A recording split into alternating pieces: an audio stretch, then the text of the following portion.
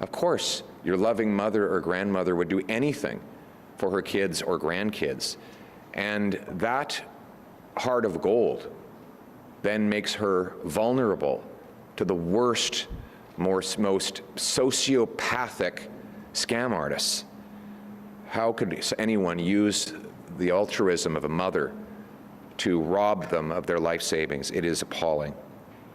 In 2022, the Canadian Anti-Fraud Detection Centre received 17,000 reports of scammers targeting seniors, totaling $137 million in losses. That's just the tip of the iceberg, because only 5 or 10% of these cases even get reported. But we've all seen them. The suspicious text messages and robocalls. Sometimes they're easy to spot, but not always. But with AI and other technologies, the scams are more sophisticated and persuasive. Anyone can be taken in, and successful scams can drain savings from within minutes. A lifetime of hard work can be robbed from the most wonderful people. These scams are a source of real anxiety for seniors who may worry that technological development means they can't trust anything is real anymore. Family members of older parents and grandparents know the stress well. I have 2 parents that are over 80. I'm not going to tell you exactly their age because my mother will kill me. She never told me her age. She accidentally entered it in Facebook when she set up her account, and that was how I finally learned her exact age. But anyway, we won't. She's still 39, if the truth be told, and she's my most important advisor. But we all love our parents, and we worry about them. We worry that life is becoming more complicated and dangerous for them, and that's why we need to protect our seniors, especially in this modern age. But the bad news is that after the lost Liberal decade, no action has been taken. No mandatory detection, no mandatory reporting, no accountability, even though these tools exist. That's why today I am announcing our plan to stop scammers who target Canadian seniors. We're going to pass the Stop Scamming Seniors Act, a common-sense law that forces banks and telecom companies to deploy state-of-the-art technology to catch scams and stop them before they happen, not after, when it is too late. This plan has a number of key steps. 1, we will mandate real-time scam detection systems by banks and telecoms, starting with seniors' accounts. 2, we will require automatic flagging and blocking of suspicious activity like unusual transactions or robocall traffic. 3, we will create the Seniors Transaction Shielding Protocol, a 24-hour hold on a high-risk transaction for seniors or anyone else who requests this extra protection, with mandatory verification before money leaves their accounts. 4, we will impose public reporting requirements so Canadians know how many scams are being blocked or missed. 5, we will impose mandatory jail time of 1 year for $5,000 of fraud, 3 years for a fraud of over $100,000, 5 years for fraud over $1 million, and minimum fines that are 10 times the size of the frauds committed. You steal 50 grand, you'll pay 500 grand on top of your jail sentence. We want to financially cripple the fraudsters to deter their greed.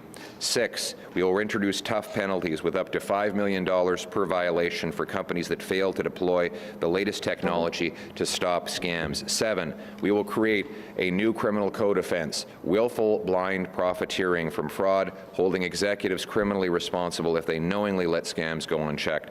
Our seniors deserve to feel safe and secure when they pick up their phones, iPads, or computers. So if you are a bank or telco, we want you to do everything you can to protect our beloved seniors who built this country. Under my government, we're going to stop these fraudsters, period. All Canadians deserve protection from crime. But under 3 terms of Liberals, all they've gotten is broken promises and failed policies. Violent crime is up 50%, gun crime up 116%, gang homicides up 78%, auto theft up 46%, and extortion up an eye-watering 357%. Enough. We need a new Conservative government that will stop crime, protect victims, and get criminals off the street locked behind bars, not on bail, not on parole. Only a new Conservative government will do that. We'll pass a 3 strikes you're out law.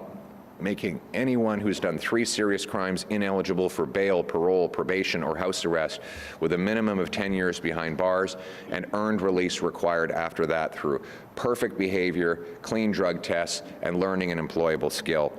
We will give life sentences to traffickers of human beings, of guns, and of fentanyl. And we will reintroduce a law that allows judges to impose consecutive sentences for multiple murderers. We will ensure multiple murderers never get out of jail. They will come out only in a box.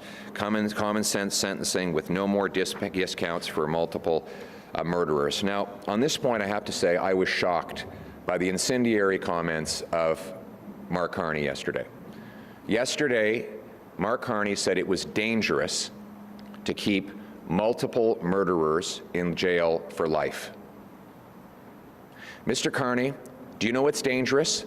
Murder is dangerous. What's dangerous is liberal laws that allow repeat murderers and repeat violent offenders to be released again and again on our streets. That is what's dangerous. You know what else is dangerous, Mr. Carney? Your house arrest law, passed by Liberals, which you want to keep in place, that allows the most violent predators to do their sentences in the comfort of their living room watching Netflix. Liberal law C5 allowed more than 700 sex offenders in Quebec to do their sentences at home. That's a 600% increase. Conservatives will repeal this dangerous Liberal law. You know what else is dangerous, Mr. Carney? Liberal Bill C-75, which lets violent criminals free within hours of their most recent arrest over and over and over again. You know what's dangerous, Mr. Carney? Last week in Vancouver, a man set 2 police officers on fire. We have since learned that the criminal who attacked these officers was out on bail and had 10, count them, Mr. Carney, outstanding charges, including for violent crimes. That's dangerous. And you know what's most dangerous of all? A 4th Liberal term of catch and release crime and chaos in our streets. So that's the choice. After a lost Liberal decade of skyrocketing crime and cost of living, of criminals released again and again, do you want to give them a 4th term? Or is it time for a change with a new Conservative government that will lock up criminals and make life affordable? Canadian seniors. So you're listening live there to Conservative leader Pierre Poilievre, who's in Montreal for a second consecutive day, and again today, a law and order announcement that you heard there, his plan to target scammers who target seniors with financial crime. And you heard him lay out the plans in multi-points in terms of how that legislation would work. And then he laid out some of the other points that he's made in campaign stops previous in terms of 3 strikes and out, and then referenced, which I think it's important just to talk about, what he mentioned yesterday when he talked about mass murderers and how a Conservative government would deal with mass murderers. He has said that he would use, in this one specific case, the notwithstanding clause to override the charter and bring in the fact that it would be allowable in the case of mass murderers, mass killers, to have consecutive sentences. In 2022, the Supreme Court ruled that was beyond what was considered was beyond cruel. So the Supreme Court of Canada ruled that that was an offence to the charter rights of the offender. So yesterday, what we heard from Pierre Poilievre that he would use, he would become the first Prime Minister ever, the provinces have, but never a Prime Minister, to invoke the notwithstanding clause to override the terms of the Constitution and bring in the allowable to have consecutive life sentences for multiple murderers. In response to that, Mark Carney, the Liberal, said it was a dangerous step, a very dangerous step, to use the notwithstanding clause to override the charter in that way. Pierre Poilievre was saying, as you heard him say, that it was dangerous in terms of what he was actually announcing. But as I go back to quote Mark Carney yesterday, he was talking about the invocation of the notwithstanding clause in terms of its being a very dangerous step. Now, we're going to be continuing to listen into that news conference in Montreal with Pierre Poilievre. There will be exchanges with reporters who are there as he gets ready for the leaders' debates tomorrow night and the next night. But we have other live coverage of the other campaigns and the other leaders. You're going to hear from Jagmeet Singh, the NDP campaign, coming up. I want to take you to Saint-Eustache as well, which is a suburb just off island from Montreal. 2 ridings in Saint-Eustache, both currently held by the Bloc. And that's where we find this morning Liberal leader Mark Carney, who is making an announcement, and he too will respond to reporters' questions. So let's move there next, and we'll follow along on this campaign day 24 rather, here on CBC News Network. President Trump is trying to fundamentally restructure the international trading system. In the process, he's rupturing the global economy. And that 80-year period when the United States embraced the mantle of global economic leadership, when it forged alliances rooted in trust and mutual respect, and championed the free and open exchange of goods and services and ideas, is over. There is no going back. We, in Canada, we will have to build a new relationship with the United States. And Canada can help redesign the global trading system with like-minded countries. Nous ne pouvons pas contrôler le président Trump. We cannot control President Trump, but we can control our economic destiny. We are masters in our own home. As a country, we can choose how we respond. And we are responding with purpose and with overwhelming force. We will fight, we will protect, and we will build. We will fight these unjustified tariffs until they are removed, with counter tariffs that will have maximum impact in the United States and minimum impact here in Canada. We will protect our workers and our businesses during this difficult period. We have already introduced a number of measures to help us do that. We have facilitated access to employment insurance for our workers. For businesses, we have postponed remittances of income tax and GST and HST. We have introduced new measures to provide them with liquidity and significant financial support that will help them to brave the storm. And in particular, we intend to build a Canadian economy that is stronger than ever. Build Canada strong. Now, as a country, we could choose to continue down the unsustainable road that we've been on. Or, as others would prefer, we could choose to slash our social programs, the programs that support Canadians, including childcare, dental care, and pharmacare. We could stop all our international partnerships. We could erase our most important cultural institutions like CBC Radio Canada. I reject both of those paths. Instead, my government will adopt an entirely new fiscal approach, one that is laser-focused on creating good, high-paying jobs, such as the jobs here at Novabus. One that's laser-focused on generating economic growth and building wealth that is shared by all, while continuing to protect the vulnerable in our society, with investments in what we need to build a new, resilient economy in face of this economic crisis caused by President Trump. A new approach that invests in our future. In short, our approach to fiscal discipline will mean that the federal government will spend less so that Canadians can invest more. We will catalyze an era of investment and growth in Canada that we have never seen before. And it will not just get our economy back on track. It will do much more. It will build the strongest economy in the G7. We will build a renewed Canadian economy. We will spend less so that Canada can invest more. We will build a single Canadian economy, not 13. And we will build projects of national interest and build them faster than ever before. We will fight to defend supply management and all our farm producers. We will fight for what unites us, like Radio-Canada and CBC. And we will support today's builders, such as the ones here at Novabus.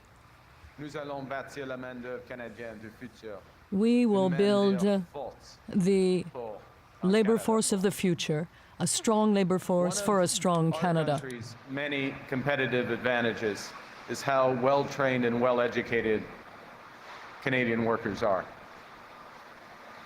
In the economy, like in hockey, to win, even with advantages, you have to press those advantages, particularly in the third period and overtime.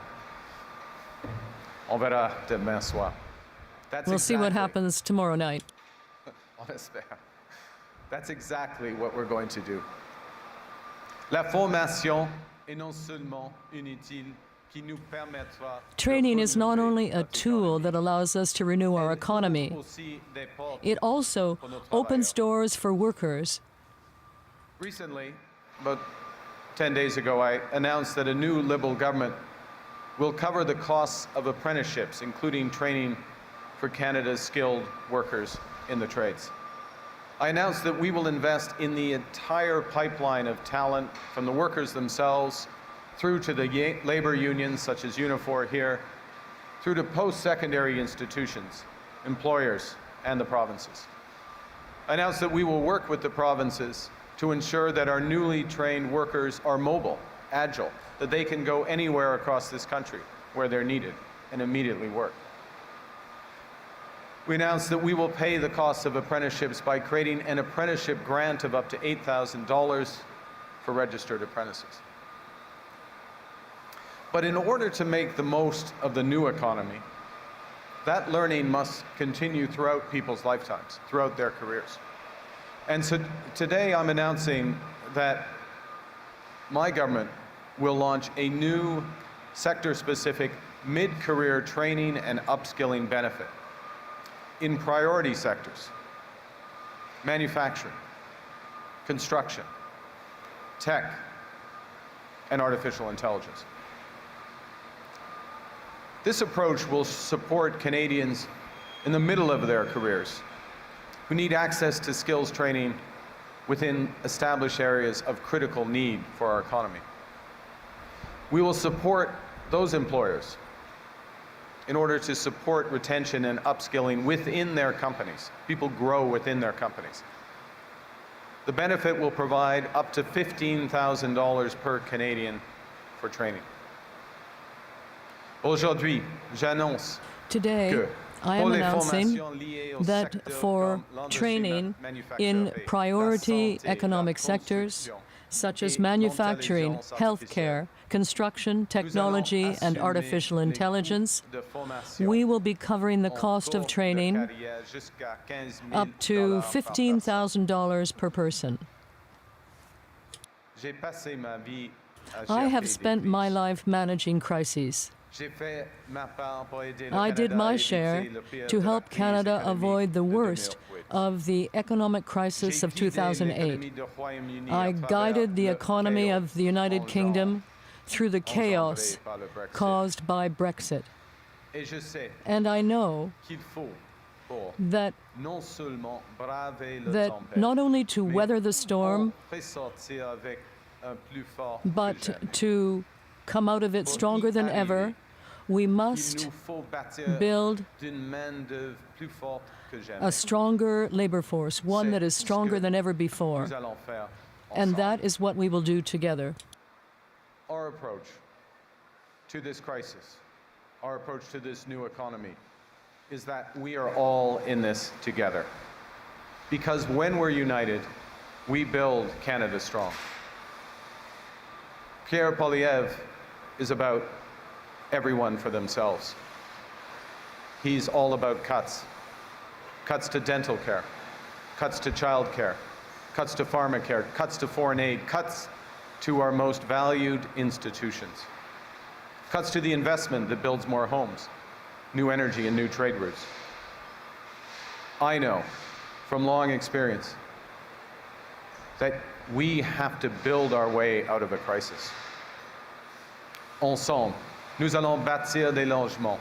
Together, we will build housing. We will build an energy superpower. We will build Canadian leadership in artificial intelligence. We will build new trade corridors. We will build a single Canadian economy, not 13. We will build prosperity and build opportunities.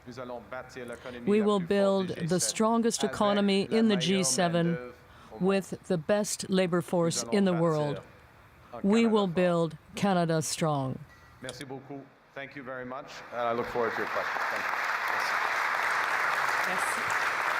Merci, Monsieur le Premier ministre. Nous allons maintenant prendre une quinzaine de minutes de questions de la délégation, ensuite des médias locaux. First questions to the delegation and then local media. First question, Karina. Hi, Karina Roman, CBC News. I know there's a lot of details in flux right now about the Honda story, but in light of the worries and concerns that such a story raises, have you spoken with any automaker CEOs? If not, why not? And we know your finance minister is announcing new measures today to deal with this kind of thing, with remissions and a framework for that, a 6-month reprieve in terms of imported goods used in manufacturing. Are measures like that enough to keep production here? Thank you for your question. First to say, this gives us a sense of the scale of the attack on our auto sector and our other sectors. But I will speak, Trina, since you went directly to auto, I'll speak directly to auto. And one other word of context, which is the North American automobile sector is the most integrated industrial manufacturing sector in the world, particularly the Canadian-US auto sector. And so President Trump's tariffs are an attempt in some degree to pull apart that integration and the benefits that come from that integration, benefits to the United States, benefits to Canada, benefits to Mexico.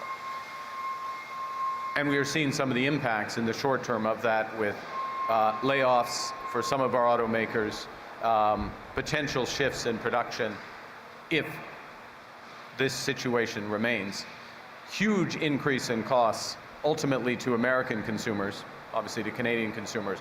Our focus is on jobs and growth here in Canada. It's misguided, it's not going to work, and we're already seeing some of the changes to the approach. For example, the floating of the Americans, following the Canadian example, I would add, of exempting auto parts from the tariffs. They say temporarily. I think in the end that will be permanent, quite frankly. Now, have I spoken to? Yes, this is a short answer. I have had a number of conversations with the CEOs of automakers, not just the CEOs in Canada, but the global CEOs of the automakers. As have my colleagues, other ministers, including the Minister of Finance, but not limited to the Minister of Finance. Minister of Industry would be another example. So we are very seized with the issues. We're on top of the issues. It is one of the reasons, and we have done several things in terms of support, both in terms of financing support, liquidity support, the strategic fund that we announced 2 weeks ago in Windsor, the $2 billion fund, to build out Canadian supply chain as part of the response. The core element, though, is going to be what is negotiated between Canada and the United States, between the Prime Minister of Canada and the President of the United States, when those negotiations begin in 2 weeks. And the core question is who's going to be at the table for Canada. I'm running hard so that I can be at the table for Canada to win for Canadian workers. Going in French? No. Okay. My second question is, advanced polls open this weekend so that Canadians can make an informed choice, an informed decision. Can you commit to putting out your full costed platform before the polls open this weekend? We will have a full costed platform in great detail, and I very much look forward to the discussions around those and your questions and engaging with Canadians. That will come out before the advance polls close, absolutely. And I'll say something as well.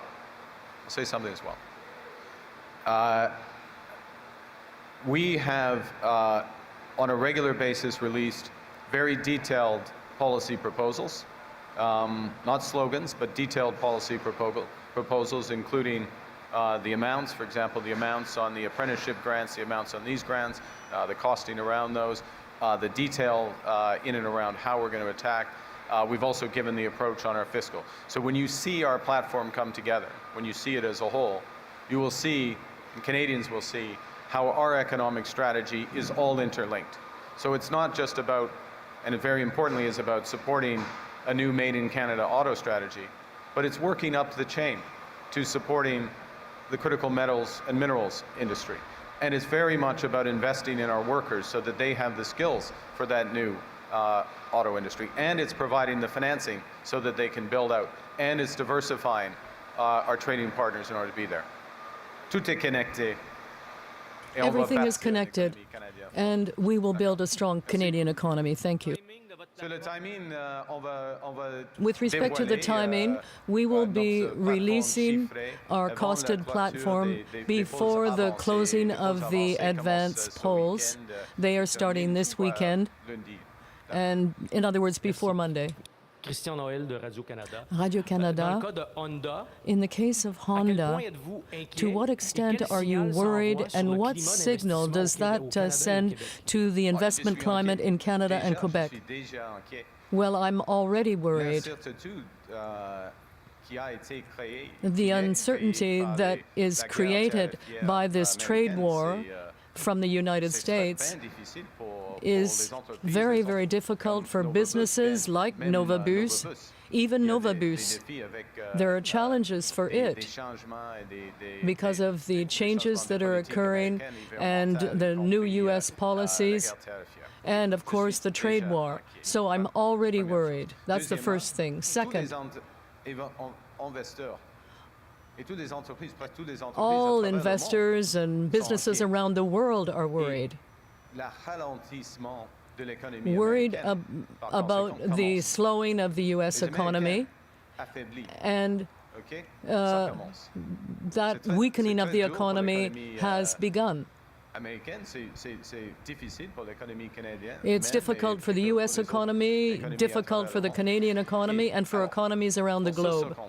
So in that circumstance, we have to act. We have to act with force and determination, including with funding and support for workers and investments in our own domestic economy. And that is the plan of my government. Question suivie? Avec ce que est en train d'étudier Honda et d'autres With manufacturiers what Honda is looking at and other auto makers, is it possible that that could harm the Canadian economy? And is there any way to avoid that kind of harm in terms of counter tariffs? Well, in terms of counter tariffs and this morning's announcement by the Minister of Finance, and I believe that announcement is being made at the same time as this one, we have taken a remission approach, and the remission approach means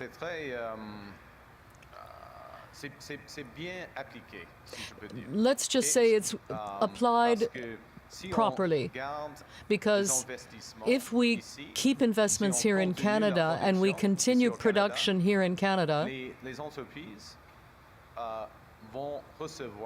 businesses will receive 100% remission against those tariffs. So the incentive is very, very strong to keep production and jobs here in Canada. Having said that, however, Mr. Trump is attacking our industry, our auto industry. That's the truth. And the situation is very, very tough right now. So our counter tariffs will have an impact, a maximum impact on the United States and on U.S. businesses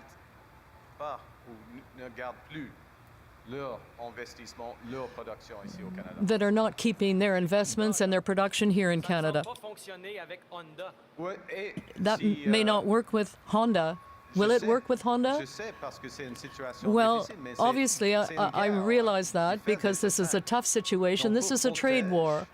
So we can protect our workers, and that's what we're doing right now. We can strengthen incentives to invest and keep production here in Canada. But we can't make any guarantees.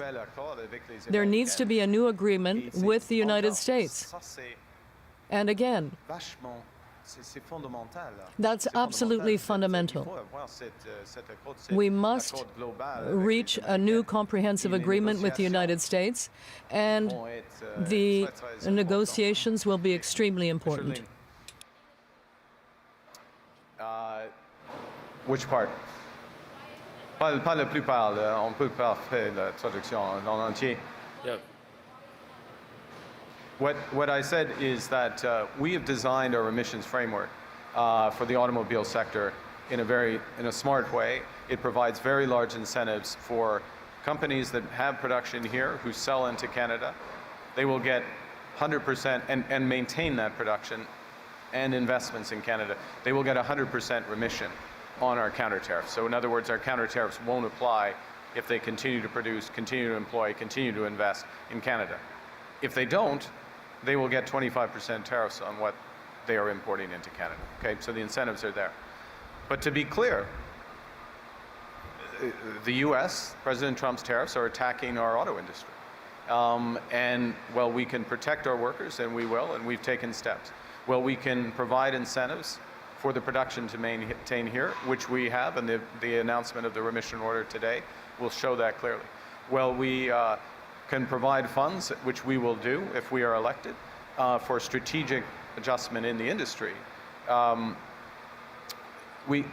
It's a war, and we can't provide guarantees for every situation, and that just underscores how important it is, the negotiation with the U.S. president and who is going to be across the table for a global approach, who knows how to get the deal that will build out for our auto industry and other industries in Canada. Thank you. Next question.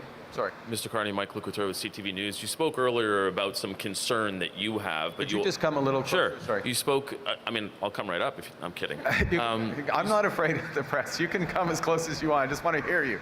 No comment. Yeah. You spoke earlier about your concern and worry, but you also spoke about conversations you had with the CEOs of major automotive companies. What are you hearing from them, and is that why you're concerned?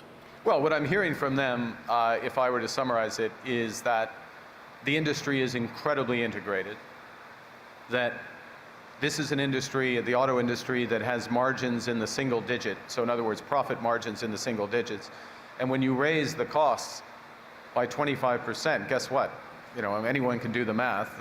You erase the profitability of the activity.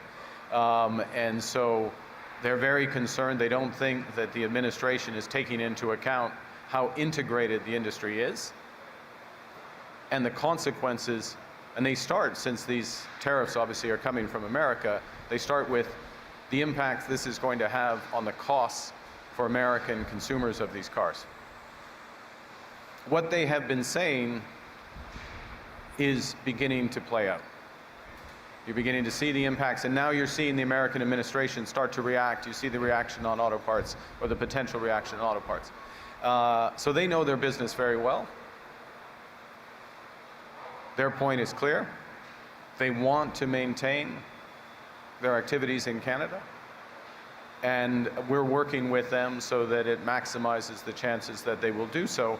But we all know, and when I say we, I say in this case, the auto CEOs, the auto companies themselves, the unions, the Canadian unions that support the workers, and my government, the government of Canada, know that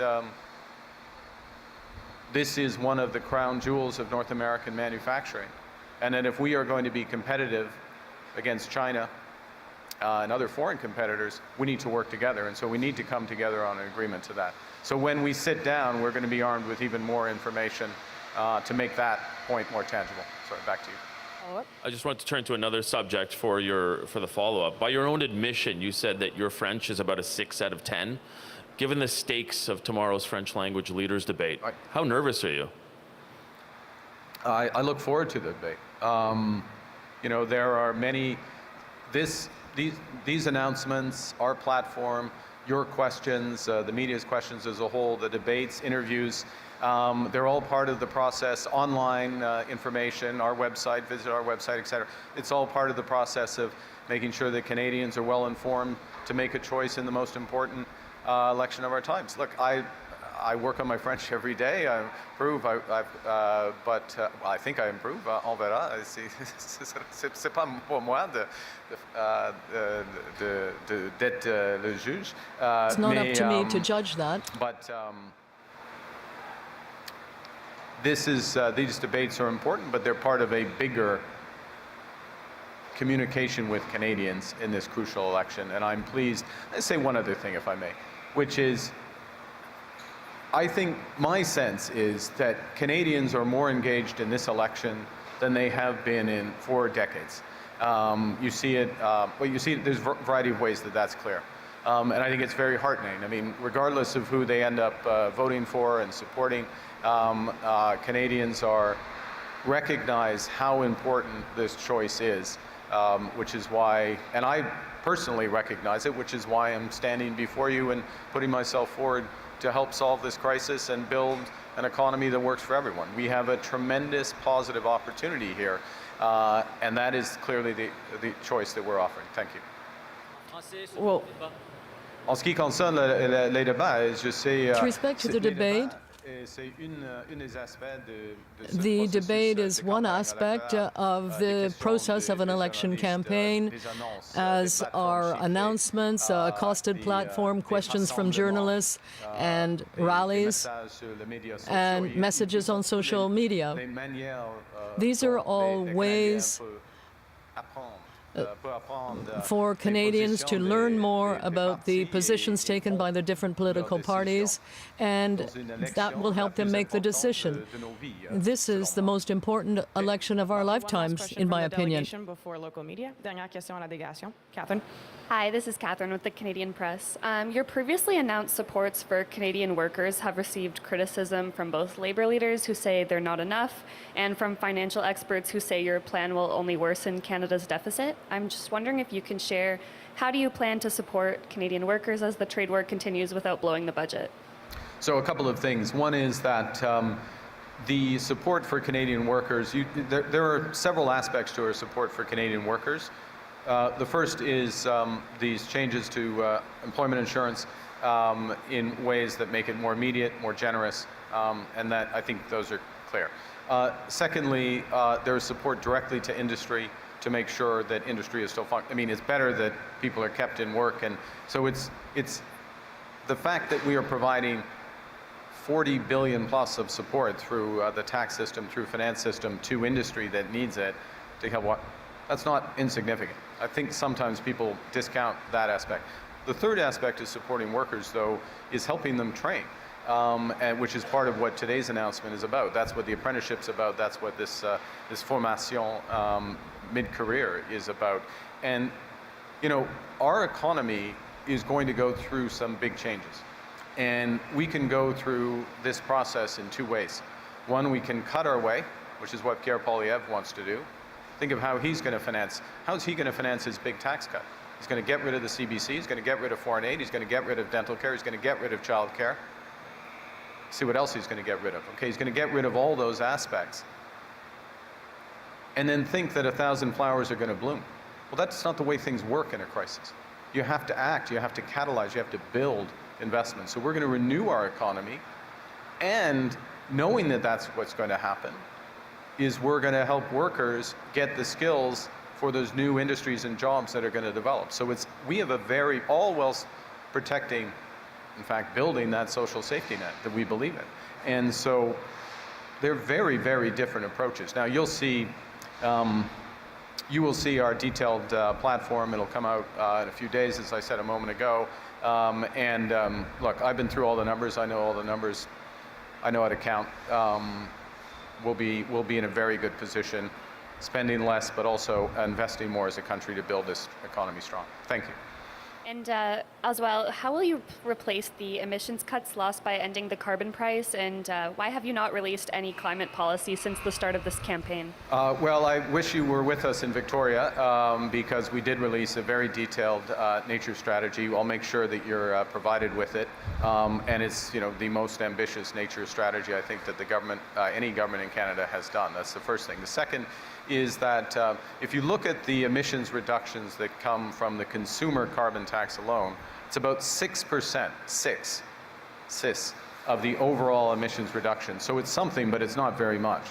And so the vast majority of emission reduction work is being done by the large emitters, the large polluters. And what we've done there is tightening the carbon market, creating a new system where they are paying for emission reductions of households, so a positive incentive there, reinforcing investment tax credit and other element approaches to drive that clean energy investment. Remember, 80% of final emission reduction comes from final demand for energy, so it matters what happens in the energy system. We're driving that. Last point, we're looking to double the home building, but we're looking to double home building in a way that those new homes are emitting 20% less in the construction of those homes, and that those new homes are much more climate efficient when they're built.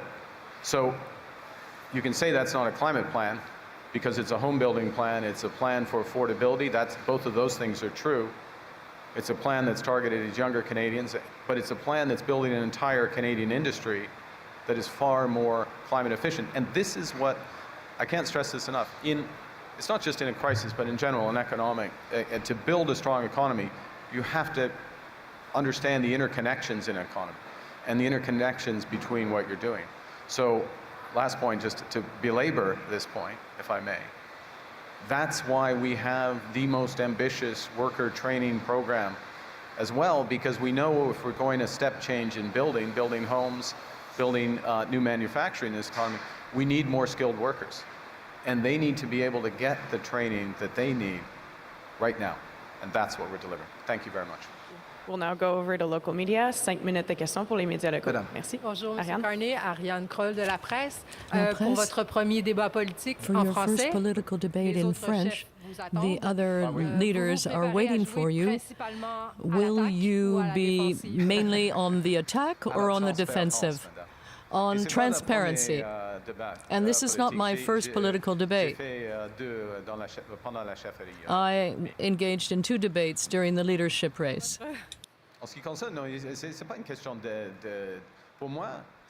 Well, for me, it's really not about being on the attack or on the defensive.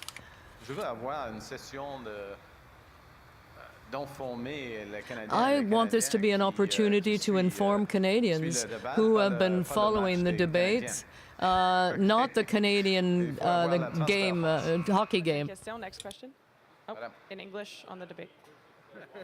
I said I'm going to concentrate on neither attack nor defense, but I will focus on transparency to inform those Canadians who choose to watch the debate instead of the Habs game, and we'll leave it to the Habs to decide the right combination of attack and defense over the course of the grand match.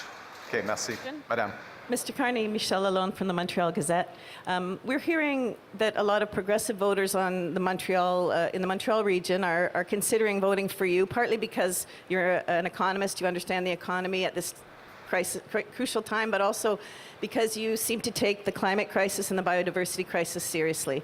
So we have the last large valuable ecosystem just north of the Trudeau Airport that there's been a movement in the region to have that conserved, possibly as a national urban park.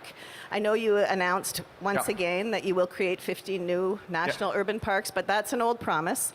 So in this region, what people are looking for is whether you are considering or whether you will commit to making those 230 hectares a national urban park just north of since it's federal lands. Yeah, I understand. Thank you for the question. It's a very important question. First off, it's not an old promise if I make it. Okay? It's not it's a promise. It is a new promise, and it's different.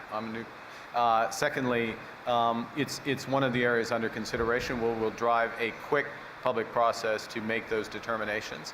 And I'm glad you raise it because, this commitment on 15 national urban parks is part of, as you referenced, a much bigger commitment on nature and biodiversity that will help drive us towards what was a commitment made in this broader city. We're in Montreal for 30% preservation by 2030.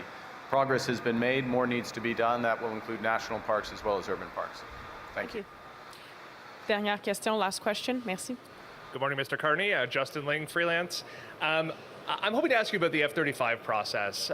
You've announced a review of purchasing this jet, but the review hasn't even begun yet, according to the Department of National Defense.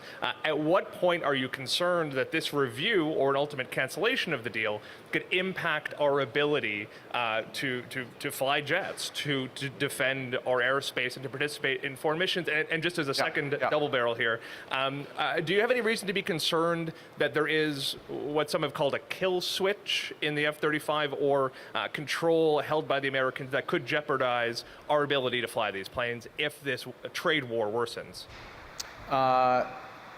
Well, on the second question, it would be exceptionally ill-advised if such a thing did exist by our allies. So I'll start from a position of not expecting that to be the case, and but also in full confidence in our Canadian Armed Forces in fulfilling their core responsibilities of protecting Canadians and protecting Canadians in all eventualities.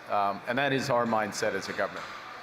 In a crisis, you don't hope for the best, you prepare for the worst, and you think, and scenario planning in terms of national defense and security has become much more expansive, if I can put it that way. Part of the reason why we're reinforcing the Arctic. Let me go to your first part of your question on the F-35, Mr. Ling. As you know, we're taking delivery of a number of F-35s already under the existing contract.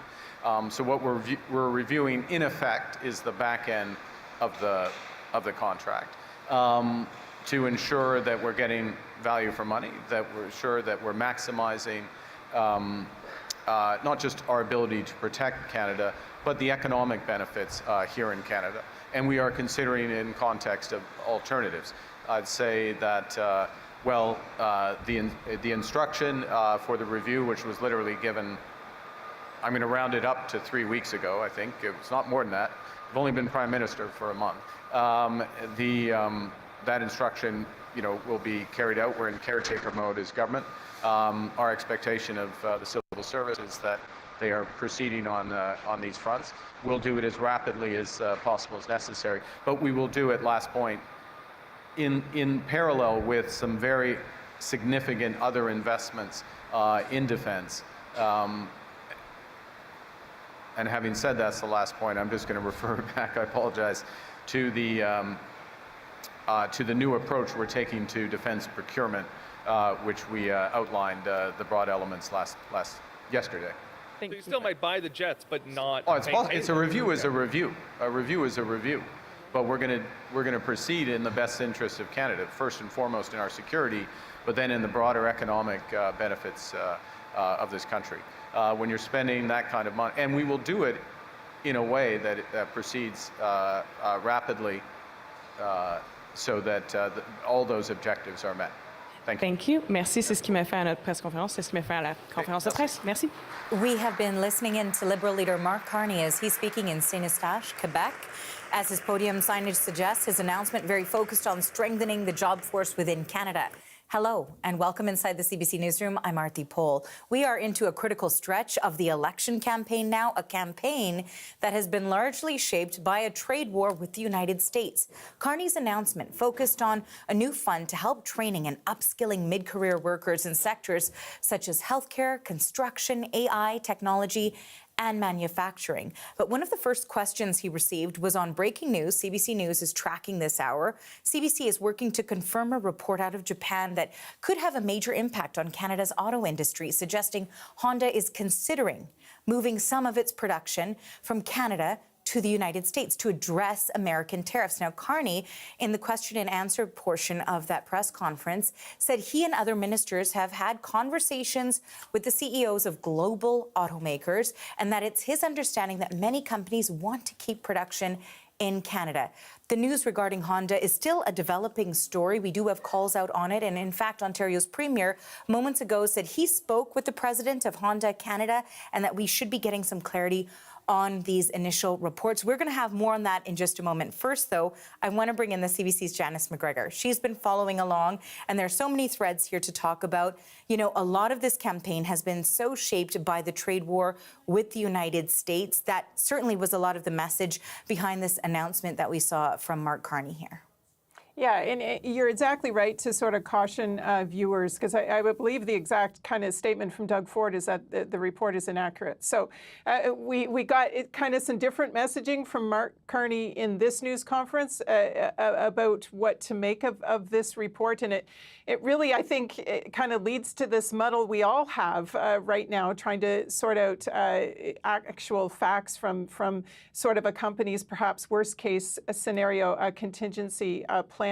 Look, the other dilemma here with a news conference like this one from the Liberal leader right now is that there was a bit of muddling here between the act of governing and things that are going on the government front with respect to the trade war and the announcement. So you've identified that the kind of policy plank of the day was a $15,000 upskilling and training benefit for workers to help them deal with, flux, really, disruption from trade war, from technological change impacted by tariffs and so on. That's sort of what he's rolling out as a campaigning politician.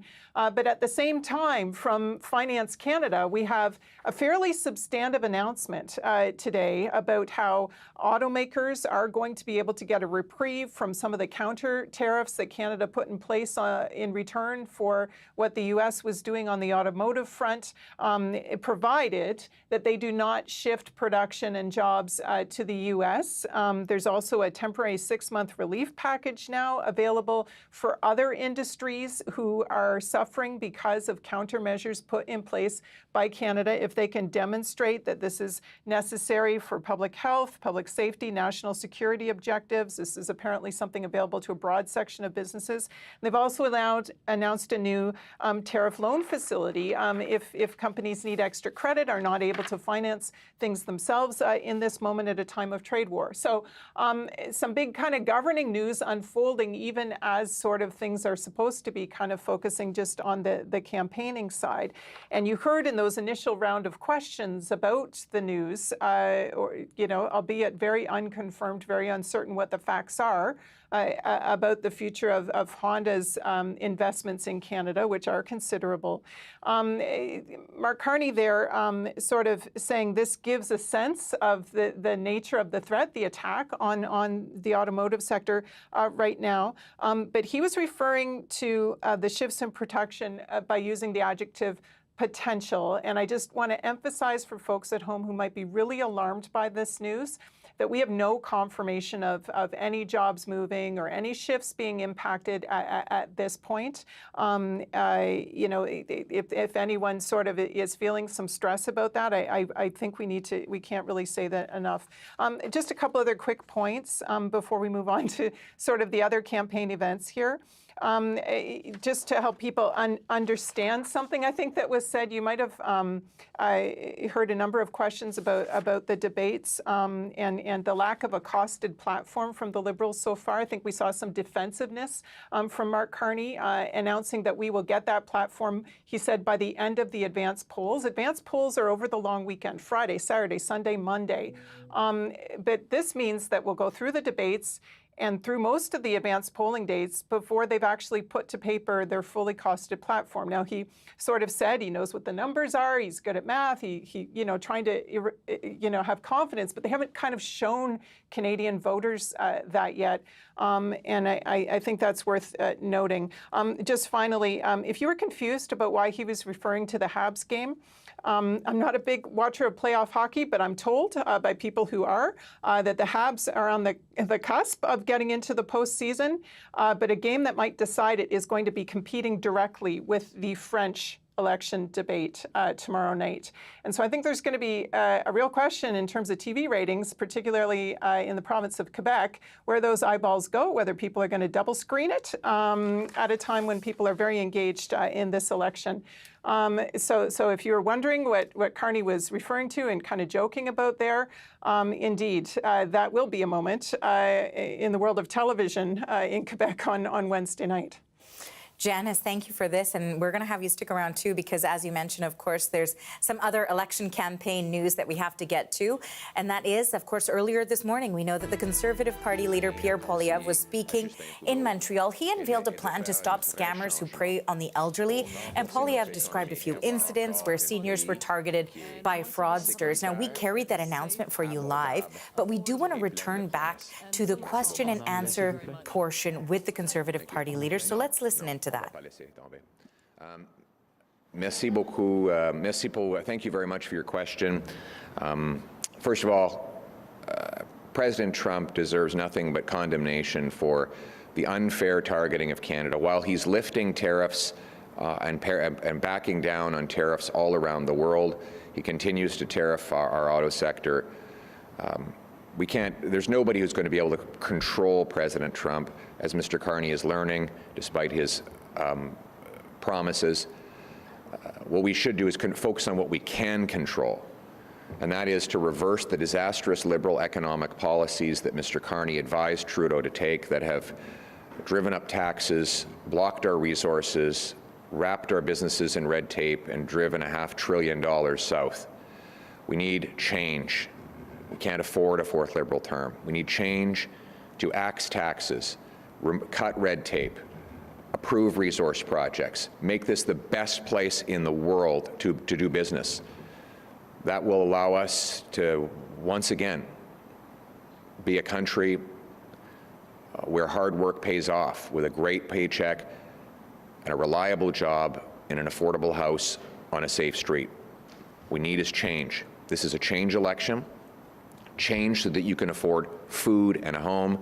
Change so that your paycheck grows faster than your cost of living. Change so that you're safe in your neighborhood. Thank you. Merci. Prochaine question.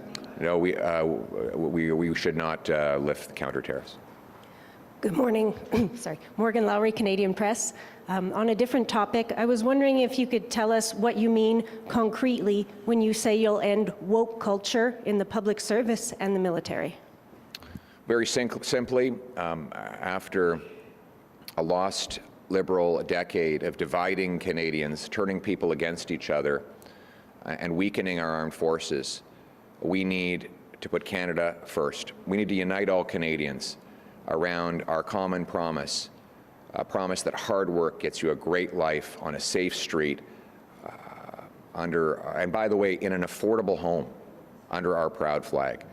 Unfortunately, the Liberals have been distracted from that mission. I think, for example, their woke criminal justice agenda, which releases the same radically violent criminals onto our streets again and again and again. Instead of that, we should lock up the criminals. Their woke agenda on spending has doubled our debt, given us the worst inflation in 40 years, so that single moms are having to turn back some of the groceries that they're trying to buy when they get to the till and see the price, and has endangered our people in our streets. We need to reverse that, get back to Canadian values of living within our means, leaving more in the pockets of the hardworking people, and letting people get ahead. So the election is really about change. Do you want a fourth Liberal term of skyrocketing costs and crime? Or do you think it's time for a new Conservative government that will change things so you can afford food and homes and be safe on your street? Thank you. En français, s'il vous plaît. Merci beaucoup.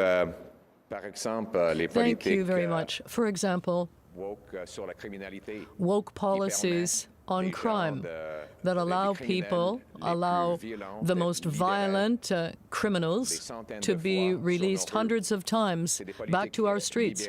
Those are Liberal policies that have endangered the public, and there are woke policies that are causing inflation by raising taxes. So we just can't afford a fourth Liberal term with exploding crime and inflation. We need a change with a new Conservative government that will cut taxes, make life affordable, greenlight the construction of housing and our natural resources, and restore the promise of Canada. Thank you. Bonjour, M. Poilievre, Pierre Arnaud de la presse canadienne. Aujourd'hui encore, vous arrivez avec des propositions de sentences plus sévères. Merci. Ça fait plusieurs jours que vous le faites. Vous l'avez fait dans plusieurs domaines. La loi des 3 prises, vous l'avez fait pour les condamnations multiples, vous l'avez fait pour les partenaires intimes.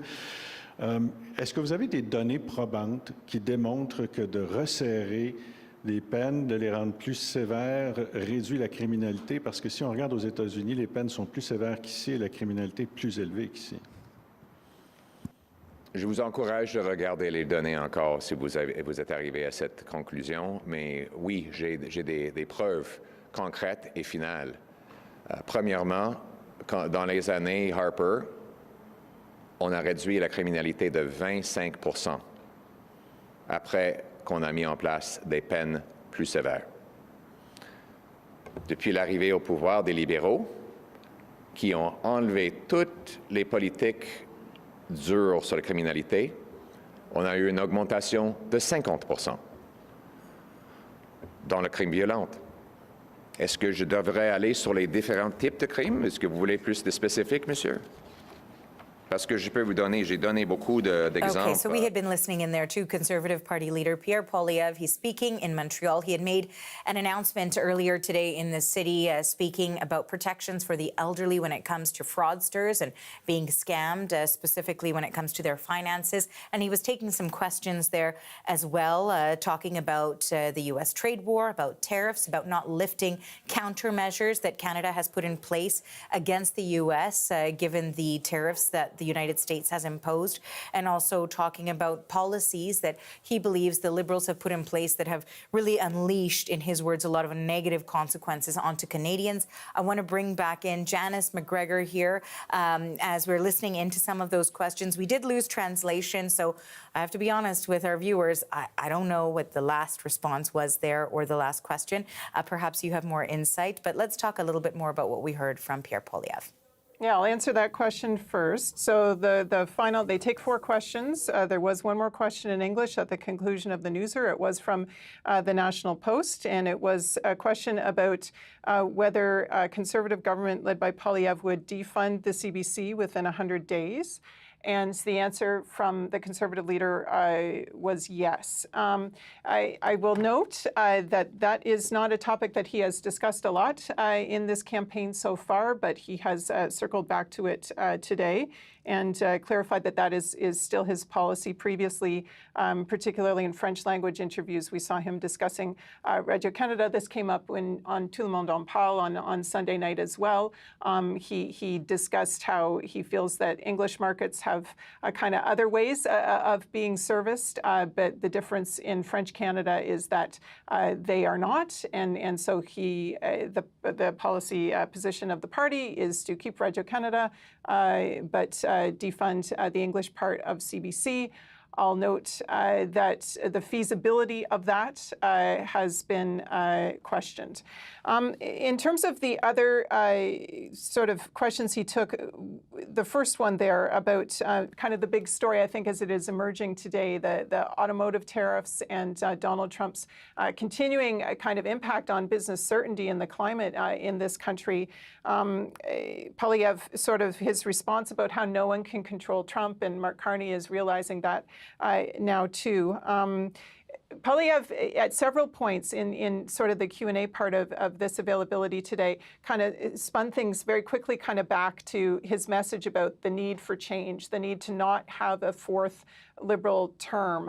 When he gets asked about tariffs and how to respond to the Trump administration, he pivots very quickly to talk about what he says are the disastrous policies of the Liberal government to the state, and how sort of a Conservative government would reverse those, rather than sort of meeting head-on the question of how you deal with a negotiation when there is so much chaos kind of on the other side. He sort of hasn't talked about that a lot. I think if this comes up in the debate, it is going to be interesting to see if we have a good exchange in one or both debates about how someone would approach the negotiating table, seeing the chaos going on in Washington right now. The other thing we saw him do when he was asked a question about so-called woke culture in the public service and the military, very quickly pivoting to talk about, for example, what the Conservative announcement was yesterday about how sort of the criminal justice policies of the Liberal government were not strong enough and on violent crime and criminals, and were not fair to victims, and how sort of certain criminals should remain locked up. And a Conservative government would take this step. Yesterday they were talking about bringing back consecutive sentencing for multiple murders. To sort of take that step. So we see, and this is perhaps the sign of a sort of a campaigning politician, but sort of hearing a question, but knowing what the message is that he wants to get out there, and sort of pivoting, I think, his answers, particularly in this availability, to sort of that change message. And indeed, that is now the message on the podium, change, and maybe the closing game in the Conservative sort of election campaign as a whole, landing on sort of the voter appetite for change, and he being the one to carry that banner. Janice, thank you for this. That is CBC's Janice McGregor joining us today from Ottawa. And now, of course, we want to return back to that breaking news story that we're tracking for you. It's a report out of Japan that could potentially have a major impact on the Canadian auto industry. We know that Honda is reportedly considering, and we want to stress that it's a report unconfirmed by the CBC, and it is a report suggesting there's a consideration to moving some auto production out of this country and over to the U.S. in response to American tariffs. The CBC's Albert Delatella is tracking the latest on all of this, and we know that there are two large Honda plants in Alliston, Ontario, over an hour's drive north of Toronto. What's important to note here is that Ontario's Premier has just commented on this, and he's suggesting that the reports that we're seeing out of Japan are not quite accurate. Yeah, he was speaking with reporters just a bit ago, as you said, and yes, he is putting into question that report out of Japan. He says that it is inaccurate, and he did speak referencing those two plants in Alliston, Ontario. Here's more from Doug Ford. Just got off the phone with the president of Honda Canada, and they're sending a statement out clarifying what Reuters said. It's not accurate at all. They want to increase production down in the U.S. They're at 100% capacity right now. So they're going to make a statement, and I'll let them make their statement. But they're saying that's not accurate. So Ford went on to say that he's going to do everything he can to keep Honda jobs in Ontario, and he said he and his government will work to protect the people and their jobs. We also heard from the Liberal leader, Mark Carney, the federal Liberal leader, and he was speaking in Quebec just a bit ago. He reacted to this report out of Japan. Here's Mark Carney. Well, we can protect our workers, and we will, and we've taken steps. Well, we can provide incentives for the production to maintain here, which we have, and the announcement of the remission order today will show that clearly. Well, we can provide funds, which we will do if we are elected, for strategic adjustment in the industry. It's a war, and we can't provide guarantees for every situation, and that just underscores how important it is, the negotiation with the U.S. president. So that report out of Japan is from the news outlet Nikkei, and they reported that Honda is considering moving some of its production to the U.S. from Canada and Mexico. And this is, of course, during those ongoing tariff threats from south of the border. To be clear, experts in Ontario say that this could just be contingency planning on Honda's part. The aim, according to that report, would be for 90% of cars to be sold in the U.S. or that are sold in the U.S. to be made in the U.S. Two federal government sources told our colleagues at Radio Canada that if this were to happen, it would be a hard blow for the industry. Radio Canada also heard from the finance minister, François-Philippe Champagne, and they were told that the minister was in touch with a senior official at Honda in Japan. And for now, Champagne's office says that it is not clear whether Canadian production could be affected by Honda's decision there. And another government source says that $15 billion agreement between Honda, Ontario, and Canada, Arthi, that remains in effect. Okay, and of course, we should also point out for our viewers that we are expecting a statement, according to Ontario's Premier, to come out from Honda Canada so that we can get some more clarity on this specifically. And we're going to bring that to our viewers as soon as that comes our way. But in addition to this news that we're tracking, there's also some new measures that were announced by Ottawa today that are aimed at incentivizing auto production in Canada. What can you tell us about that? Yeah, so this also from the finance minister. And what we heard from his office today is that he announced the remission of some of those counter tariffs that Canada announced on products coming in from the U.S. And this does involve automotive production. So what he announced are a performance-based remission framework for automakers. And that framework, we're told, is aimed at incentivizing production in Canada by allowing U.S. manufacturers to import a certain amount of CUSMA compliant, or rather allowing manufacturers to import a certain amount of CUSMA compliant U.S. assembled vehicles into Canada free of tariffs. But that would be contingent on them completing their planned investments and maintaining production in Canada. So if that production were to go down, Arthi, then those tariff-free imports would also decrease. So that is what he announced today. Thank you for this, Albert. That is the CBC's Albert Delatella reporting. You're welcome. Okay, and still more election campaign news to bring you. We want to take you back to Montreal. As you can see, NDP leader Jagmeet Singh is on the campaign trail there, and he's taking some questions. Let's listen in. With the government facing a large deficit and economic turmoil because of tariffs, is there any area of government that you would identify that you would cut yourself? Absolutely. The distinction I make is I would never cut services that people need. In an economic downturn, you don't cut your way out of recession. You make investments. But you certainly cannot cut the services that people need. In times of uncertainty, people will need those services more than ever. And so what I'm proposing, though, is we end the things that are wasteful. One of the things that I would propose immediately is to end the fossil fuel subsidies. These are billions and billions of dollars that are wasted because we're giving it to highly profitable companies. That is a wasteful expenditure that I would end. Conservatives and Liberals put it in place. New Democrats would end it. In addition, I just gave an example of the $19 billion expenditure that Mark Carney made within the first week of becoming Prime Minister. He gave $19 billion away to millionaires with his capital gain flip-flop. This is $19 billion that not only hurts the federal revenue, but also hurts provincial revenue. And provinces need investments in things like the hospital behind me. So there's lots of things that we would do differently, but we would not cut services. We would cut other wasteful spending like fossil fuel subsidies and tax breaks for millionaires. And I just want to follow up on the question about your costed platform. Why haven't we seen one yet from your party? And can you give us a specific date for when? Yeah, my team will follow up with a specific date, but we'll get that out as soon as possible. Thank you. Next question, Abigail Beeman, CTV. On your capital gains announcement, this was a policy so deeply unpopular that the finance minister who introduced it scrapped it in her leadership bid. And part of the fear was that it would drive away investment from Canada at a moment when we're under threat from the U.S. Why bring it back? I reject that idea. First of all, the entire Liberal Party was in favor of it, was defending it, said it was a great thing to do, and then all of a sudden flip-flopped on it. So I think that they did the wrong thing.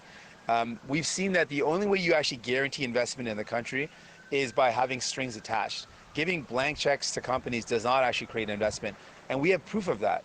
We saw during the pandemic when companies made massive profits, they didn't invest in hiring more workers. They didn't actually invest in more research and development. They didn't build more infrastructure. They did none of that.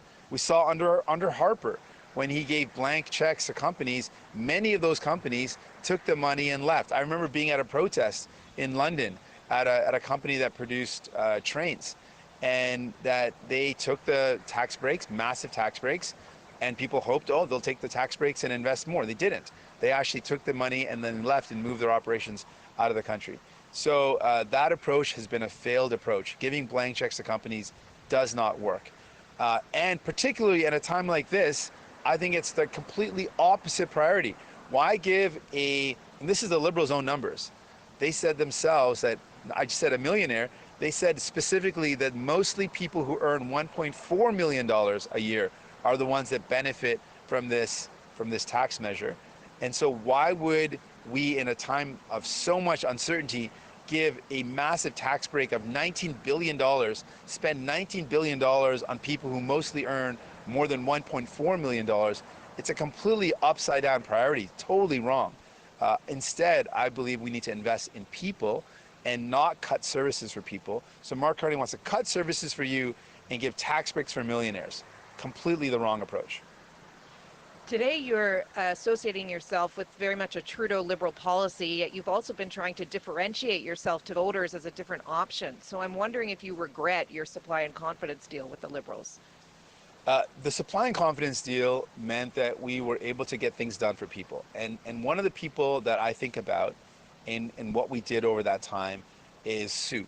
And this is a woman, a retired hard worker, someone that lives on a fixed income, who I met in a dentist's office in Ottawa.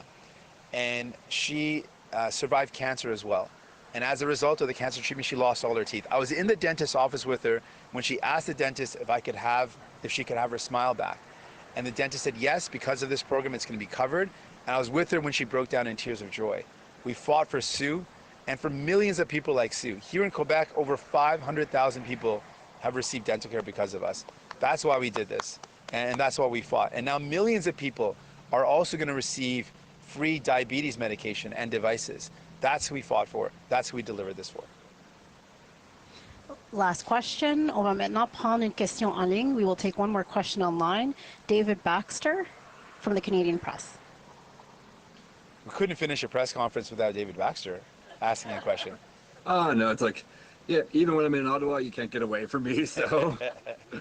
Yeah, no, of course, you're in Montreal right now, teeing up for debate week. Just what can you tell us about just how the debate strategy is going as you prepare for Wednesday and Thursday, especially with angling for what seems to be more of a minority government outcome is what you're aiming for? Well, I liked what Julie said, that a plane needs a left wing to stay afloat. That was like the great analogy. In this time, really, it's about who's going to fight for you. Like, who's really going to put you and your family first? In all of this uncertainty and all of this potential chaos, when people are really worried about what's going to happen to them, happen to their jobs, happen to the services that they need, I'm going to take on Mark Carney for the fact that he is proposing massive cuts to the services that people need. He has said that he's going to cut the operating budget. He has laid out what's in the operating budget. He said that includes transfers to health, to individuals, and transfers to provinces. He has said clearly that he wants to balance that, and that's going to cost $43 billion. He's going to cut services by $43 billion. And yet, he gave away $19 billion to millionaires. His priorities are all wrong. I'm going to take him on that. I'm going to take on Pierre Poilievre, who wants Canada to be the United States in all but name. I think that's wrong. Canadians are proud of our country. Quebecers are proud of the nation of Quebec. And we got to fight back and defend what we have, not become more like the United States. So I'm going to take on these two leaders on their offers for Canada and present our vision for Canada, one where we take better care of each other, where we invest in each other, where we lift each other up. Perfect. And yeah, you spoke a bit about it more in French, but I want to go back to the Honda issue. Sure. Earlier in the campaign, you were talking about using every legal lever available to try to prevent companies like Honda from moving equipment the government of Canada invested in across the border. What other aspects the NDP would look at or advocate for to prevent companies like Honda, who receive massive government contracts, from moving their operations to the U.S.? Yeah, I appreciate that. I answered this in French, but I didn't get a chance to give you the details in English as well. So one, asset stripping is something we certainly want to protect against. We made big investments in the automobile sector. The government invested in infrastructure. Companies shouldn't think that they can take those investments out of our country. And so that's one thing. But second thing is, we still have a significant market. There's over 40 million Canadians. We have a growing population because of our immigration policies. So this is a desirable market for auto companies to sell. If you're going to sell a car in Canada, you have to have a footprint in Canada, meaning you have to make cars here or you have to have jobs here. And so that's another requirement that we could have to ensure we keep manufacturing and jobs in our country, that if you want to sell here, you got to build here. If you want to sell here, you have to have a footprint here. Okay, we have been listening in to NDP leader Jagmeet Singh speaking in Montreal. He announced today that an NDP government would direct revenue from a capital gains tax that both the Liberals and Conservatives said they would eliminate. He would use that revenue to invest in universal pharmacare, rent control, and cost of living. And we know that all leaders, including Jagmeet Singh, are in Quebec ahead of the debate tomorrow and on Thursday. Hello and welcome inside the CBC Newsroom. I'm Arti Pol. Now, one of the last questions you heard there being put to Jagmeet Singh was on the breaking news story that CBC News is working to confirm involving Honda Canada, and whether or not the reports that came out of Japan earlier today suggesting the company is thinking or considering of moving some of its auto production from Canada to the United States is true. That would be a move in response to President Donald Trump's tariff policies.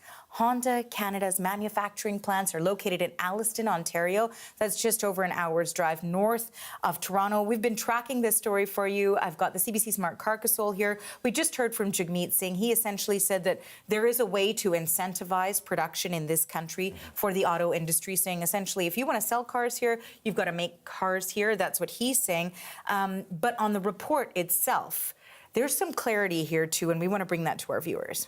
Yeah, so first, the report itself comes from the Japanese outlet Nikkei, which claims exactly like you said, Arti, that Honda is considering moving production out of Canada and Mexico as well into the U.S. in response to all the tariff stuff that's going on, also in response to Canadian counter tariffs against the U.S. Radio Canada, our colleagues there, have spoken to two federal government sources who say that for the moment, the federal government is not in the mood to back down on counter tariffs on the auto industry, so that doesn't appear to be the tack that they're going to take. A government source who's spoken to his Japanese contacts also says that the moment the $15 billion agreement was struck last year between Honda, the government of Ontario, and the federal government for a second plant in Alliston for the assembly of batteries and EVs, at the moment, that deal still stands, and that deal is supposed to create an additional 1,000 jobs at that plant, at that second building, in addition to the 4,200 jobs that already exist at the Alliston plant. The Minister of Finance, François-Philippe Champagne, tells Radio Canada that he was able to speak to a senior official at Honda Japan. For the moment, it's not clear that Canadian production could be affected by the company's decisions. The minister continues to follow the matter closely. Sources also tell Radio Canada that Minister of International Trade and Intergovernmental Affairs Dominic LeBlanc has discussed the situation with Ontario Premier Doug Ford. We heard from Ontario's Premier Doug Ford just a little while ago this afternoon, who says he has spoken to senior officials within Honda Canada. He says that the story is completely inaccurate. Have a listen. Just got off the phone with the president of Honda Canada, and they're sending a statement out clarifying what Reuters said. It's not accurate at all. They want to increase production down in the U.S. They're at 100% capacity right now. So they're going to make a statement, and I'll let them make their statement. But they're saying that's not accurate. I've reached out to the public relations departments of both Honda Canada and Honda North America to try to get a response on this, try to get a copy of that statement that Premier Ford is talking about. Nothing at this point. We'll keep you updated as soon as we get it. Now, Premier Ford seems pretty certain of himself. The federal leaders don't seem to have the same knowledge that he might. Here's Liberal leader Mark Carney. He was asked about it on the campaign trail today. I have had a number of conversations with the CEOs of automakers, not just the CEOs in Canada, but the global CEOs of the automakers, as have my colleagues, other ministers, including the Minister of Finance, but not limited to the Minister of Finance. Minister of Industry would be another example.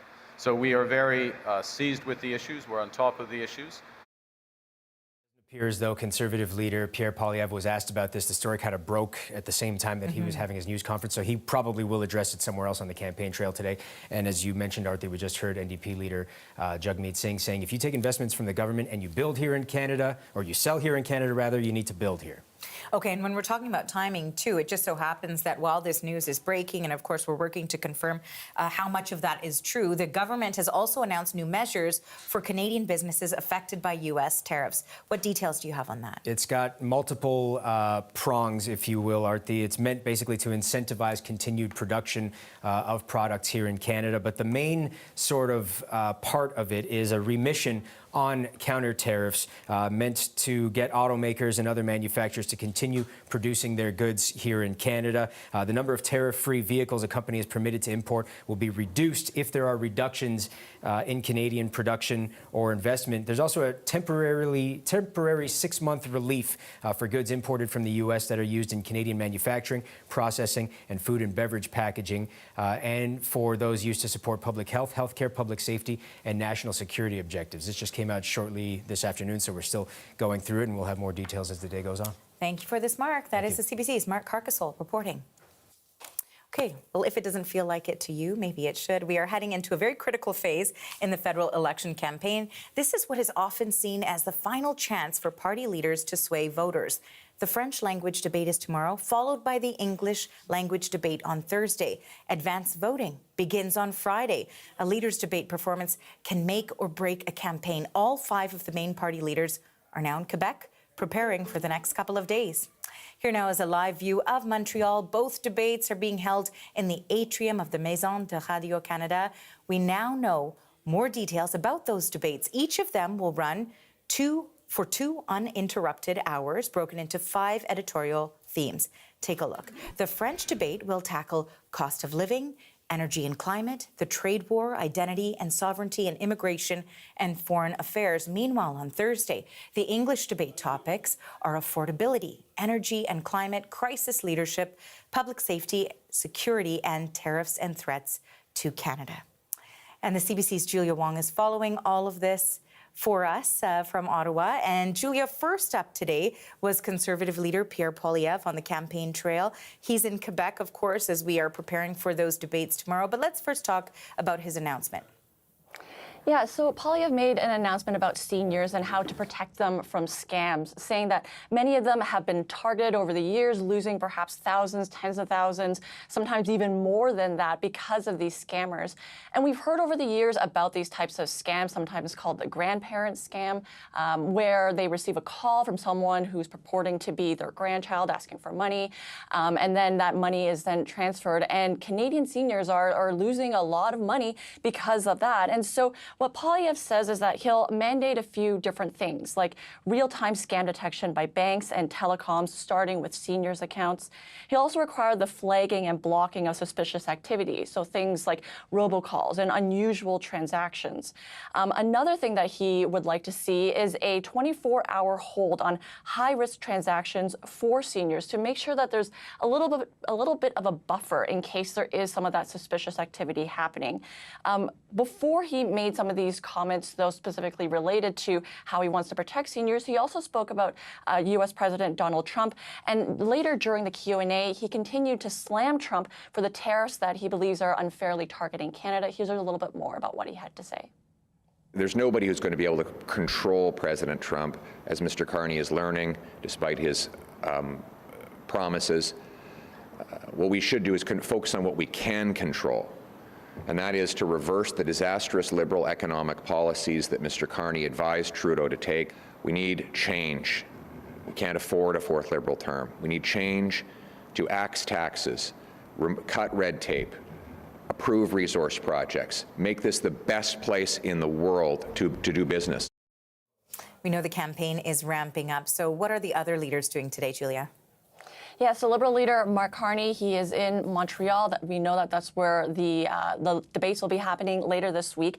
And he also spoke about U.S. President Donald Trump today, talking about how Trump is trying to restructure, dismantle the global trading system. And what Carney says is that Canada will have to build a resilient economy in face of these threats from U.S. President Donald Trump. So he made an announcement today that was related to mid-career training and upskilling benefits in sectors like manufacturing, construction, and artificial intelligence. So these are benefits that would be worth up to $15,000. But obviously very much top of mind for these leaders and for the media who are following these leaders are the leaders' debates that will be happening Wednesday and Thursday. And in particular, Carney was asked about the French debate. A reporter asked him about how he was feeling, saying that he himself has suggested he feels about 6 out of 10 when it comes to speaking French. And Carney was asked whether he was nervous. Now, he says that he works on his French every day, and he says that he's looking forward to the French debate.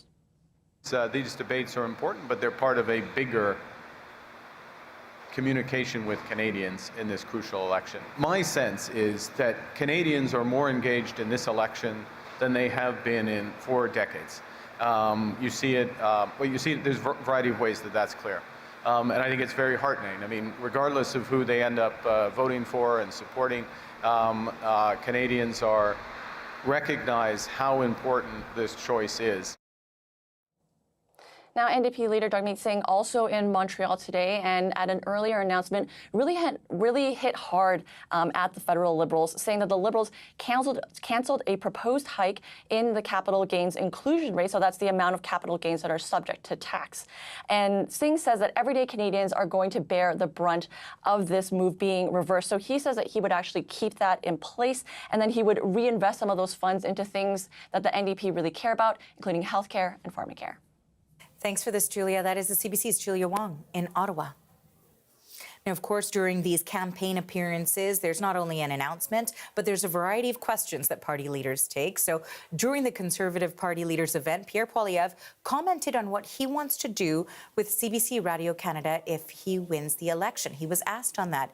Now, he has repeatedly said he wants to defund the CBC, and he was asked by a reporter if he would go ahead with that pledge within his first 100 days as Prime Minister. Here's what he had to say. I don't have a time frame, but we've already said I've already made my position clear on that, and it hasn't changed. We're going to defund the CBC and let Canadians enjoy it as a nonprofit, self-funded organization. Yeah, which is what I've said all along, while protecting services at Radio Canada. Because without Radio-Canada, the francophones across the country would not have access to that information. En français.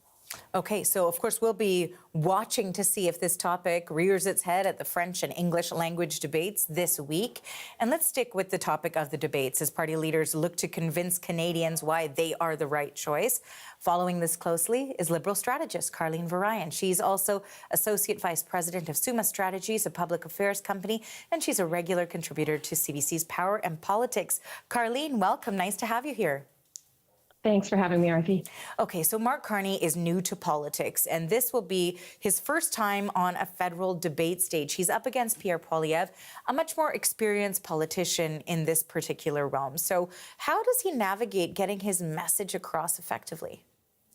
Well, he is certainly the rookie going into this debate. Not only will he be up against Pierre Poilievre, the Conservative Party leader who has over 20 years of experience debating in the House of Commons as a member of Parliament and a politician, but you've also got two pretty seasoned party leaders in Jagmeet Singh and Yves-François Blanchet, the leaders of the NDP and the Bloc Québécois, respectively. So Carney is a little bit in a unique position here. What he will not have is that experience debating and maybe the ability to adopt some of those tactics that seasoned politicians have of being able to take a drive-by of certain criticisms or avoid answering a question a certain way. What Mark Carney is going to have to rely on in this election campaign is really his own experience, his competence, and being able to articulate to the viewers of the debate what his vision is for leading the country through this crisis. Now, I think that his intelligence and his competence certainly have served him well in the campaign thus far. But this is a new arena, so I suspect he's been heavily engaged in debate prep. But there's no doubt that he's a little bit the underdog going into this. The other thing to consider too is just what viewers will be looking for. Typically in leaders' debates, viewers are paying attention to the substance of the topics themselves, but in an almost equal way, they are listening for the type of temperament that they're picking up on from their political party leaders, and how they perceive their communication style, their temperament, their charisma, their ability to keep their cool in a stressful situation. I think that latter point is the one that Canadian viewers are really going to be watching closely in this debate, is leaders who are able to keep their cool and navigate tough conversations, because that's exactly what we're going to need of a prime minister who has to deal with Donald Trump for the next 4 years. Now, Carleen, let's also talk about, and I know you touched on this, the fact that the French debate is first, coming up on Wednesday. And just this morning already, the Liberal Party leader had been asked about his French skills. He himself has said he's not perfect. He's not incredibly strong in French. He says that he's a 6 out of 10. We heard that in a reporter's question at his appearance earlier today in Quebec. Can that lead to some embarrassing situations or, gaffes that could leave a lasting mark ahead of people heading to the polls? I think what was interesting about Mark Carney's comment last week was that he said, not just I'm a 6 out of 10, he said, but I want to get to an 8 or a 9 very soon. And that characterizes how he has talked about his grasp and ability in the French language throughout this campaign. I think that French-speaking Canadians, without speaking on behalf of them, since I'm not one, but I think that French-speaking Canadians are not necessarily looking for somebody who gets perfect marks on a French test, but for a leader who demonstrates an understanding of the importance of French language and French culture in Canada, and who demonstrates a desire to learn and get better. Mark Carney has demonstrated that. In the leaders' debate itself, will the ability to need to quickly interpret and come up with, what your answer is, if you're thinking in English but needing to spit out the answer in French, will that be a challenge for him? Certainly. I mean, as a novice politician, the debate itself and that format are already a new environment and a new challenge. So again, I think he's certainly going into this as the underdog, particularly against 3 leaders who have participated in these types of debates before. But I have watched over the course of the campaign, and I've observed him to be demonstrating, I think, more and more confidence in French when he's taking questions from the press over the course of his campaign events. So I think everybody will be looking to the French debate to see how he's advanced in his French. And finally, Carleen, in the last 60 seconds I have with you, what do you imagine is happening right now in terms of that debate prep to make sure that some sort of error or gaffe does not happen? And of course, the Liberal Party leader would want to, just as any other leader, come out on top as a winner of the debate. Yeah, I mean, Mark Carney has a bit of an easier time on that front. If you compare this to, let's say, somebody like the Conservative Party leader, Pierre Poilievre, he's really got the biggest challenge in terms of needing to transform the persona that he has projected to Canadians for the last 3 years. He sort of initially really wanted to project this, what some people have called a Trump-esque personality to Canadians, and that has now sort of become something that's untenable ever since Donald Trump became prime minister. So Poilievre has to struggle to show Canadians a new side of himself or a new personality. Mark Carney just needs to be himself.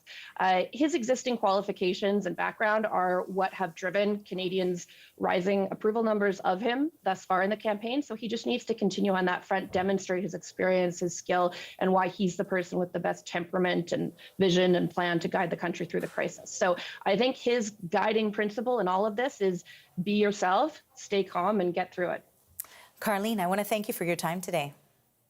Thank you for having me. That is Carleen Varayan. She is a Liberal strategist and a regular contributor to CBC's Power and Politics.